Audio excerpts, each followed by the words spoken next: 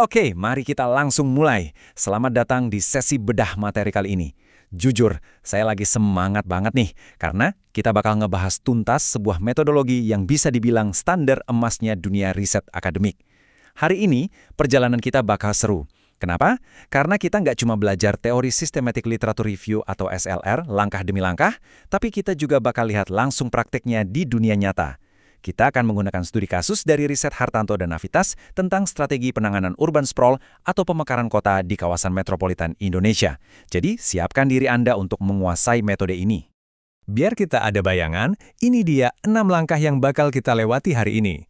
Mulai dari pengantar SLR, formulasi pertanyaan dan protokol, pencarian data literatur, seleksi dan kriteria studi, ekstraksi data dan sintesis, sampai pelaporan akhir dan kesimpulan. Kita langsung masuk ke langkah pertama, pengantar Systematic Literature Review. Kita cari tahu dulu nih, kenapa metode ini disebut-sebut sebagai standar emas.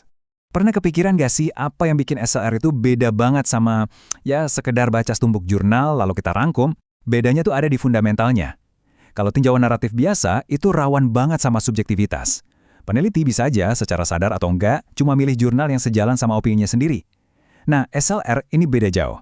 Dia ibarat proses pengumpulan data yang kaku, terstruktur, dan sangat objektif. Saking terstrukturnya, kalau protokol pencarian kamu dikasih ke peneliti lain, mereka bakal dapat hasil temuan literatur yang persis sama kayak kamu. Ini benar-benar tentang transparansi absolut. Lanjut ke bagian 2, formulasi pertanyaan dan protokol. Ini adalah fase krusial buat menentukan arah kompas penelitian kita. Nah, proses ini brilian banget karena peneliti itu nggak asal tebak waktu bikin pertanyaan riset. Ada kerangka kerjanya. Kalau kamu main di riset klinis, biasanya pakai PICO. Tapi kalau kamu meneliti fenomena sosial yang lebih kompleks kayak penelitian kualitatif atau metode campuran, SPIDER itu andalannya. Terus kalau mau memetakan area studi yang benar-benar baru, PCC jawabannya. Kerangka ini tuh berfungsi kayak pagar yang memastikan fokus kamu nggak kemana-mana sebelum kamu mulai mengetik kata kunci di mesin pencari. Biar lebih kebayang, kita lihat langsung studi kasus kita. Hartanto dan Navitas tuh gak cuma nanya hal mendasar seperti gimana ya cara memperbaiki kota? Nggak gitu. Pertanyaan mereka super tajam. Strategi densifikasi seperti apa yang cocok buat memperbaiki sprawl, dan secara khusus menargetkan realitas spasial di kawasan Global South seperti Indonesia. Pertanyaan yang spesifik inilah yang bakal jadi jangkar penentu untuk seluruh proses ke depannya. Masuk ke bagian 3, strategi pencarian data literatur. Waktunya kita berburu data. Di tahap ini, lupakan cara pencarian Google biasa. Kita butuh strategi yang komprehensif banget buat menghindari yang namanya bias publikasi. Caranya gimana? Kita harus menggabungkan kata kunci pakai logika boolean. Contohnya densifikasi or pemadatan and urban sprawl. Di studi kasus kita tadi, penelitinya pakai teknik ini di 3 basis data besar, Scopus, Google Scholar, dan SciSpace Deep Search, sambil membatasi rentang waktu publikasinya. Hasil dari jaring raksasa ini, wow, mereka berhasil menangkap 1079 catatan literatur awal. Banyak banget kan? Sekarang kita di bagian keempat, seleksi studi dan kriteria. Gimana caranya kita menyaring ribuan data yang udah terkumpul tadi? Mendapatkan 1000-an paper itu satu hal, tapi kalau dibaca semuanya, ya pasti nggak efisien dong. Makanya ada proses screening 2 tahap. Tahap pertama, kita tinjau cepat judul sama abstraknya. Kalau dari awal udah kelihatan nggak nyambung, langsung singkirkan. Nah, yang lolos bakal masuk ke tahap 2, yaitu screening teks penuh. Di sini dokumen dinilai secara menyeluruh kelayakannya. Dan ini penting banget. Biasanya proses ini dilakukan sama 2 reviewer independen biar nggak ada bias sama sekali. Kalau mereka beda pendapat, baru deh panggil reviewer ketiga sebagai penengah. Terus kriteria apa yang dipakai buat menyaring? Coba perhatikan betapa ketatnya Hartanto dan Navitas bikin batasan. Mereka cuma mau memasukkan studi tentang kota metropolitan di Indonesia atau wilayah Global South sejenis. Sebaliknya, mereka secara sadar menyingkirkan studi dari negara-negara maju, mengabaikan konteks pedesaan, dan menolak studi yang terlalu teknis.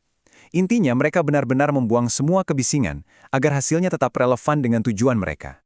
Dan coba tebak hasilnya, dari 1079 paper di awal tadi, setelah disaring habis-habisan secara ketat dan objektif, sisanya cuma 110 studi. Angka 110 ini adalah paper kualitas tinggi yang benar-benar relevan dengan pertanyaan riset mereka. Data mentah yang siap untuk dibedah. Kita sampai di bagian kelima, ekstraksi data dan sintesis. Waktunya mengubah tumpukan jurnal jadi wawasan yang terstruktur. Ekstraksi data ini ibarat jembatan vital antara sekedar baca jurnal dengan benar-benar membuat analisis yang berbobot. Di sini, peneliti nggak cuma membaca terus membuat catatan bebas. Mereka pakai template baku buat mencatat sampel, metode, dan hasil dari masing-masing 110 paper tadi. Semuanya harus terstruktur rapi, biar nanti pas dibandingkan hasilnya benar-benar apple to apple. Dari proses ekstraksi itu, kita langsung dapat gambaran metodologi apa saja yang dipakai. Menariknya, dari 110 paper tadi, metode studi kasus mendominasi dengan 48 studi. Lalu disusul oleh analisis spasial secara kuantitatif sebanyak 32 studi. Bayangkan, dari proses ekstraksi awal ini saja, kita udah bisa memetakan bagaimana sih para peneliti zaman sekarang mempelajari tata ruang kota. Lalu, ketika datanya disintesis lebih dalam, muncul deh tren utamanya. Dari pemetaan ini terlihat jelas banget, ternyata konsep Transit Oriented Development atau TOD mendominasi sebagai strategi utama dengan 42 studi, diikuti sama konsep kota kompak dan densifikasi vertikal. Ini tuh momen yang krusial banget, di mana data mentah dari ratusan sumber berhasil berubah jadi tren analisis yang sangat bernilai. Terakhir, bagian ke-6, pelaporan akhir dan kesimpulan. Fase final untuk mengunci transparansi riset kita.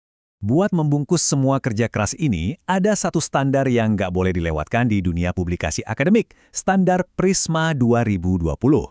Ini bukan sekedar panduan penulisan biasa loh, ini adalah jejak audit.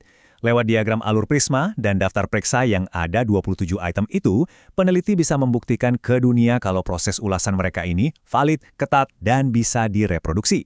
Tanpa Prisma, jurnal-jurnal akademik bergengsi pasti bakal mikir 2 kali untuk melirik riset kamu. Dan pada akhirnya, penerapan metode yang ketat tadi memberikan kesimpulan yang sangat memuaskan buat studi kasus kita. Hartanto dan Navitas berhasil membuktikan kalau sprawl itu harus diatasi sesuai dengan karakternya. Untuk area perumahan formal yang meluas ke pinggiran, solusinya adalah pengembangan TOD dan reformasi zonasi. Tapi, buat masalah perkampungan informal yang padat, pendekatannya harus melibatkan densifikasi vertikal yang partisipatif dan penataan ulang lahan. Ini adalah contoh sempurna bagaimana SLR menghasilkan rekomendasi kebijakan yang kuat dan benar-benar berbasis bukti. Jadi, kita udah sama-sama melihat ya, gimana proses pencarian literatur yang terstruktur mampu mengubah ribuan jurnal acak menjadi solusi yang presisi dan tajam. SLR adalah alat sakti untuk menyingkirkan bias dan menemukan fakta klinis yang sebenarnya.